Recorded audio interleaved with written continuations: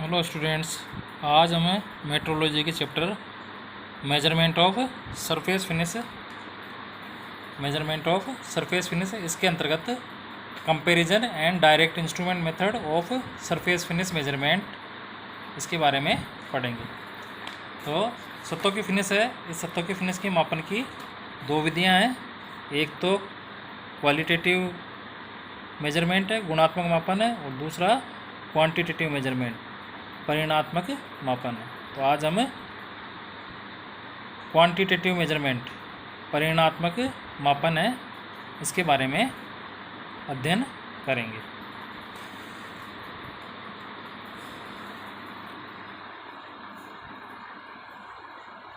परिमाणात्मक मापन है, इस परिमाणात्मक मापन में सतहों की रुक्षता है, उस सतह की रुक्षता का परिमाण यानी क्वांटिटी है वो ज्ञात की जाती है। जबकि इससे पहले वाला जो मेथड था क्वालिटेटिव मेथड, उसमें हम केवल तुलनात्मक मान है वो ज्ञात करते थे, जबकि इसमें हमें परिमाण है वो मिलेगा, क्वांटिटी है वो मिलेगी। कुछ मुख्य परिमाणात्मक विधियां हैं वो निम्न प्रकार है।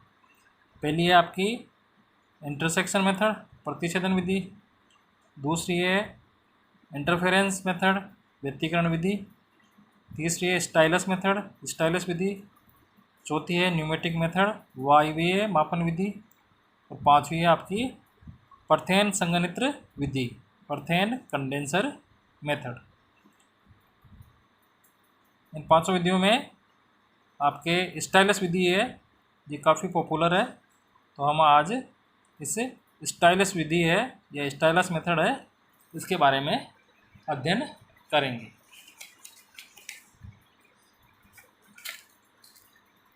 सबसे पहले हम स्टाइलस विधि है इसका सिद्धांत पढ़ेंगे। स्टाइलस विधि इसका सिद्धांत, ये विधि सतहों की रुक्षता के संख्यात्मक मान यानी न्यूमेरिकल वैल्यू को ज्ञात करने के लिए उपयोग में लाई जाती है। इसमें एक बारीक सुई, जिसे स्टाइलस कहते हैं, होती है जो जांचे जाने वाले सतह पर चलती है, जैसा कि इस चित्र में दिखाया गया है। तो स्टाइलस विधि में एक बारीक सुई होती है जिसको हम स्टाइलस कहते हैं, ये जांचे जाने वाली सतह है उस पर चलता है। इसमें जो सुई है उसका नाम स्टाइलस है, इसलिए इस विधि को नाम दिया गया है स्टाइलस मेथड। स्टाइलस सतह की रुक्षता के अनुसार यानी सतह की रफनेस है, उस रफनेस के अनुसार ऊपर उठता है या नीचे गिरता है। तो सरफेस होती है, रफ होती है, उस रफ में उभार होते हैं और घाटियाँ होती है। तो उभार पे स्टाइलस ऊपर चलता है और घाटियों में नीचे की ओर चलता है। तो सतह की रुक्षता है, उस रुक्षता के अनुसार ऊपर उठता है या नीचे गिरता है। स्टाइलस के ऊर्ध्वाधर चाल यानी जो वर्टिकल चाल है, उस वर्टिकल चाल को हम 1000 से 1,00,000 गुना तक आवर्धित करके सूचक पर पढ़ते हैं या ग्राफ बना सकते हैं। और क्षैतिज चाल, हॉरिजॉन्टल चाल है, उसको हम 20 से 200 गुना तक आवर्धित करके देख सकते हैं। तो ये तो आपका सिद्धांत हो गया स्टाइलस विधि का। इसमें एक स्टाइलस होता है जो एक बारीक सुई जैसा होता है, जो कि जांचे जाने वाली सतह पर उसकी रुक्षता के अनुसार ऊपर उठ के चलता है या नीचे होके चलता है। तो ये इसका सिद्धांत हो गया। अब नेक्स्ट आपके स्टाइलस विधि के अवयव, elements of stylus method. Stylus विधि के प्रयोग में आने वाले आवश्यक अवयव हैं वो निम्न प्रकार से हैं। सबसे पहला है सतह, सतह जिसकी रुक्षता का हमें मेजरमेंट करना है वो सतह। दूसरा स्टाइलस, जो सतह पे जांचे जाने वाली सतह पे चलता है, स्टाइलस। थर्ड है स्किड, चौथा है चालन युक्तियाँ, पांचवा है प्रवर्धक और छठा है अभिलेखक।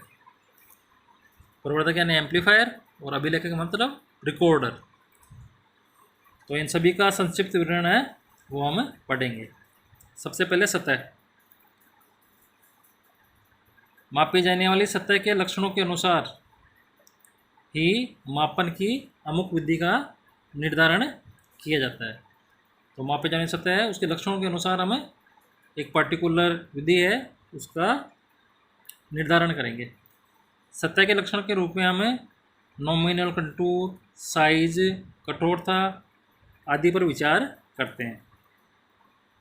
क्योंकि स्टाइलस है उस स्टाइलस का जो चलना है वो नॉमिनल कंटूर है उस पर आधारित होता है। चौरस सतहों के लिए परीक्षण में स्टाइलस सरल रेखा में, यानी आपकी सरफेस है वो चौरस है, स्मूथ है, तो स्टाइलस सरल रेखा में चलेगा। और गोल सतह अगर है आपकी तो उसके लिए गोलाकार दिशा में चलेगा। छोटी सतहों के लिए स्टाइलस सफलतापूर्वक नॉमिनल कंटूर पर नहीं चल पाता। इसी प्रकार स्टाइलस का दाब सतह की कठोरता पर निर्भर करता है। तो ये सबसे पहला एलिमेंट हो गया आपका स्टाइलस विधि का सतह। नेक्स्ट है स्टाइलस। तो जैसे कि आपको पहले बताया सिद्धांत में कि स्टाइलस होता है वो सुई की तरह का अवयव होता है जो मापी जाने वाली सतह पर गति करता है। सतह की अनियमितताओं के अनुसार स्टाइलस ऊपर उठता है और नीचे गिरता है। तो अनियमितता, कोई सतह अनियमित होती है तो उसमें उभार और घाटियाँ होती है। उभार और घाटियों के अनुसार स्टाइलस उभार आता है तो ऊपर उठता है और घाटी आती है तो नीचे गिरता है। तो सतह की अनियमितता के अनुसार स्टाइलस ऊपर उठता है और नीचे गिरता है। इसके उतार चढ़ाव को ग्राफ पर उपयुक्त युक्ति द्वारा अंकित किया जा सकता है। तो ये जो उतार चढ़ाव है इसको हम किसी ग्राफ पर उस सूटेबल इंस्ट्रूमेंट है उस सूटेबल इंस्ट्रूमेंट के द्वारा रिकॉर्ड कर लेते हैं और सतह की अनियमितताओं को माप सकते हैं। स्टाइलस है उस स्टाइलस में निम्न गुण होने चाहिए। पहला तो वो घिसा अवरोधी होना चाहिए। स्टाइलस सतह पर चलता है इसलिए इसका वियर रेजिस्टेंट होना ज़रूरी है, नहीं तो वो जल्दी ही घिस जाएगा। दूसरा, मापन सतह को क्षति न पहुँचाए। वो इतना हार्ड नहीं होना चाहिए कि आपको मेजर करने वाली जो सतह है जिसकी सतह की रुक्षता का हमें निरीक्षण करना है उसको वो नुकसान पहुँचाए। और तीसरा है मापन सतह की अनियमितताओं को ठीक अनुसरण करे, यानी मापन करने वाली जो सतह है उस पर वो ठीक प्रकार से चलना चाहिए। तो ये आपके स्टाइलस है उस स्टाइलस में उपरोक्त गुण है वो होने चाहिए। अब हम चलते हैं स्किड। तो स्टाइलस है वो स्टाइलस मापी जाने वाली सतह पर ऊपर नीचे चलता है। तो ऊपर नीचे चलता है तो वो किस रेफरेंस में ऊपर या नीचे होके चलेगा, तो इसके लिए हमें एक रेफरेंस लाइन है वो खींचनी पड़ती है। तो रेफरेंस का काम है वो स्किड करता है। स्किड उक्त वर्णित स्टाइलस की गति को किस डेटम तल के संदर्भ में नापने के उद्देश्य से स्टाइलस के साथ स्किड का उपयोग करते हैं। चित्र में दो प्रकार के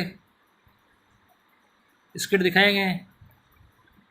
ये जो स्टाइलस में ये जो स्किड है ये स्किड चपटे मुंह वाला है और इसमें जो स्किड है वो गोल मुंह वाला है। तो दो प्रकार के चपटी मुंह वाली स्किड जो दो भागों में बनी होती है और स्टाइलस के दोनों ओर लगी हुई रहती है। स्टाइलस के दोनों ओर लगी हुई थी। चित्र में बी में गोल मुंह वाली स्किड है। ये गोल मुंह वाली स्किड है। इसका व्यास लगभग 5 सेंटीमीटर। स्किड की संपर्क सतह सूक्ष्म अनियमितताओं के अनुसार ऊपर नीचे नहीं चलती परंतु इसके ऊपर उठकर चलती है। तो ये तो सतह है, उस सतह की जो अनियमितताएं होती है उसके ऊपर उठ के चलती है, और स्टाइलस है वो सतह की अनियमितता के अनुसार या तो नीचे जा जाता है या ऊपर उठता है। तो ये आपका थर्ड हो गया स्किड। नेक्स्ट है चालन युक्तियाँ। मापे जाने वाले सतह पर स्टाइलस को चलाने के लिए अनेक प्रकार की चालन युक्तियों का उपयोग किया जाता है। तो स्टाइलस है, उस स्टाइलस को हमें सतह की रुक्षता को मेजर करने के लिए सतह पर चलाना पड़ेगा। तो उसको चलाने की सतह पर चलाने के लिए विभिन्न प्रकार की चालन युक्तियाँ हैं, उन चालन युक्तियों का उपयोग किया जाता है। इन चालन युक्तियों में मुख्य युक्तियाँ हैं वो निम्न प्रकार है। पहला है आपका हस्त चालन, दूसरा हाइड्रोलिक चालन, तीसरा है घर्षण चालन, चौथा है चुंबकीय प्लेट चालन, मैग्नेटिक प्लेट ड्राइव। तो ये चालन युक्तियाँ हैं जिनके द्वारा स्टाइलस है उस स्टाइल को सतह पे चलाया जाता है। नेक्स्ट है आपका प्रवर्धक, एम्पलीफायर। एम्पलीफायर के द्वारा कोई भी संकेत होते हैं उनको हम आवर्धित करते हैं, एम्पलीफाई करते हैं। तो इस स्टाइलस विधि में भी एम्पलीफायर है, ये प्रवर्धक है, वो स्टाइलस द्वारा प्राप्त संकेतों को आवर्धित करता है। ये जो आपका एम्पलीफायर है, जो प्रवर्धक है, उसको हाई एम्पलीफिकेशन यानी उच्च प्रवर्धन और स्टेबिलिटी स्थायित्व वाला होना चाहिए। ये आपका प्रवर्धक हो गया। इसके बाद में नेक्स्ट है अभिलेखक यानी रिकॉर्डर। अभिलेखक या रिकॉर्डर ये ऐसा यंत्र है जो स्टाइलस की गति के आवर्धित संकेतों को ग्राफ पर अंकित करता है, रिकॉर्ड करता है। यानी स्टाइलस विधि के स्टाइलस की गति के जो संकेत आते हैं, आवर्धित संकेत, उनको ग्राफ पर अंकित करता है। अब नेक्स्ट आपका यंत्र, इंस्ट्रूमेंट। स्टाइलस विधि में प्रयुक्त यंत्रों का विवरण निम्न प्रकार है। एक तो था आपका टेलीसर्फ, दूसरा आपका एबट प्रोफाइलोग्राफ। तो हम एबट प्रोफाइलोग्राफ है इसको पढ़ेंगे। इस यंत्र में एक खोल के अंदर एम्पलीफायर होता है, कंट्रोल होता है और इंडिकेटर होता है। तो इसमें एक खोल होता है, इस खोल में तीनों चीज़ें होती है, एक एम्पलीफायर है, एक कंट्रोल है और एक इंडिकेटर है। यंत्र के ट्रेसर हेड, ये आपका ट्रेसर हेड है। यंत्र के ट्रेसर हेड में ट्रेसर हेड को हाथ या विद्युत मोटर से 8 mm प्रति सेकंड की गति से चलाया जाता है।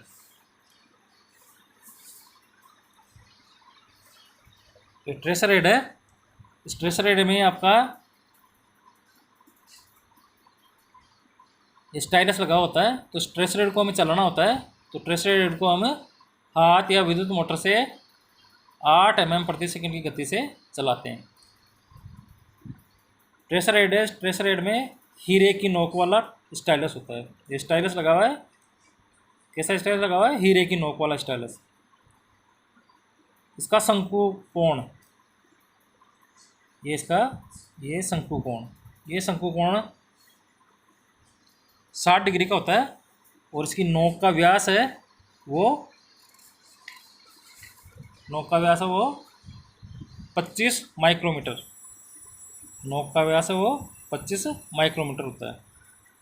इसको हम डुरेलुमोन की ट्यूब है उसमें लगाते हैं, जिस पर एक गतिशील कुंडली लगी होती है। ठीक है, ये आपकी डुरेलुमोन की ट्यूब है, इसमें लगाते हैं हम इस स्टाइलस को, और इसके ऊपर क्या बनी हुई है? ये गतिशील कुंडली बनी हुई है। इसके ऊपर ये गतिशील कुंडली बनी हुई है। ये ट्यूब है, इस ट्यूब को हम 2 हल्के स्प्रिंग इसके द्वारा आलंबित करते हैं। ट्यूब को हल्के स्प्रिंग की सतह से आलंबित किया जाता है। कुंडली पर एक स्थायी चुंबक से घिरी रहती है, और ये जो कुंडली है आपकी, ये कुंडली आपकी, ये आपकी स्थायी चुंबक है। ये साउथ पोल है, ये नॉर्थ पोल है। तो ये गतिशील कुंडली है, ये गतिशील कुंडली आपकी एक स्थायी चुंबक है। इस स्थायी चुंबक से परमानेंट मैग्नेट है, इस परमानेंट मैग्नेट से घिरी हुई रहती है। अब ये काम कैसे करता है? अब जो आपका स्टाइलस है वो सतह पर चलेगा, तो सतह पर चलेगा तो सतह के शिखर और घाटियों के अनुसार उसमें उतार चढ़ाव होता है। उतार चढ़ाव होगा तो ट्यूब व कुंडली भी गतिशील होगी। ठीक है, तो स्टाइलस जब सतह पर चलेगा तो ये आपकी ये ट्यूब है और ये कुंडली है, तो ट्यूब और कुंडली गतिशील होगी। किसमें गतिशील होगी? इस स्थायी चुंबक में गतिशील होगी।